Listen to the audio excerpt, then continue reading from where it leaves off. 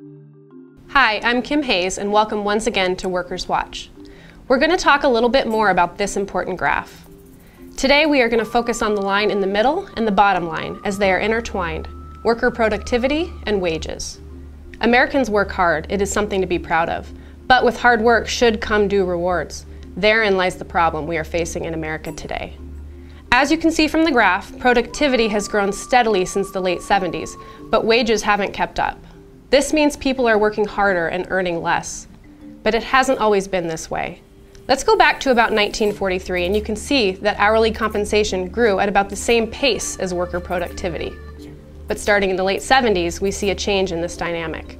We began working longer hours, becoming more efficient and effective in the workplace, and yet wages stagnated. So where was this money going that traditionally went to the workers? Into the pockets of the wealthiest people in our country. So how did we get to this point? Remember last time when we talked about CEO pay and corporate tax loopholes? Well, our elections have been tampered with by huge corporate interests, and not coincidentally, they're many of the same folks up here in the 1%. They in turn get elected officials into office who will change the rules to make sure that the rich get richer. In the meantime, the living standards of the middle class are diminished. That's why voting is so important. If we don't elect individuals that represent our values, they will find people who will represent theirs.